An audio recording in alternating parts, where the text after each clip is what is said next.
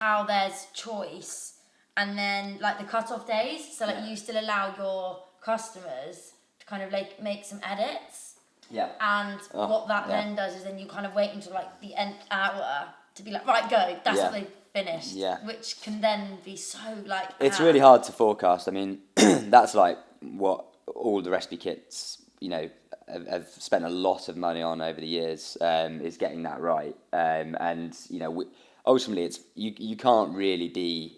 Very, very technical and difficult to be, and cause a lot of wastage if you wanted to be like the next Amazon, where it was like you could order on the day, because you're getting fresh ingredients in that you want to get them as fresh as you possibly can, straight from the field. But if you allow people to do that like really close to the deadline, it's just so hard to get that accurate and forecast correct. So like for us, we've sort of taken the decision that, if customers like it, they're willing to get their order sorted a couple of days before they get their box, and then that means we can get them fresh produce. It means we're not going to waste a load of veg, which is super important to people, because yes, recipe kits are inherently very sustainable because the stuff that you're using is the exact quantities and all the rest. Very little waste. But behind the scenes, obviously there is a degree of waste. So if you start then reducing those cut-offs, you cause more of that. So yeah.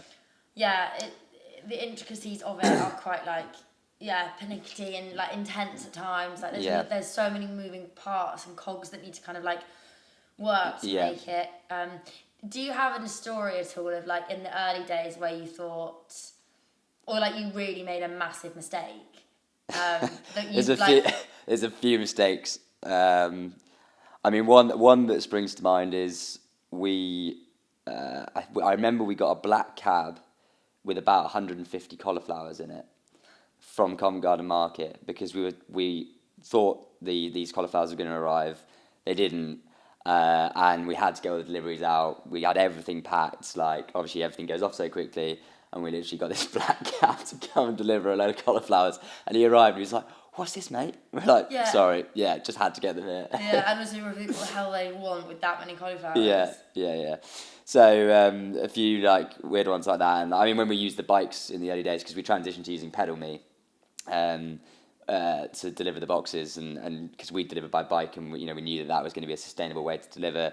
And obviously, in the winter, those bikes they weren't particularly well protected. And initially, we didn't even have boxes, right?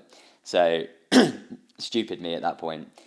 The smart fridge idea was that you'd have bags, and so obviously to then do that in D2C, there's a little thing called Rain that if you're delivering bags, but we hadn't got the boxes in time, so we started out delivering on these bikes with these bags, and then lo and behold, one of the delivery days absolutely shelled it down with rain, and literally the bags got completely and utterly soaked.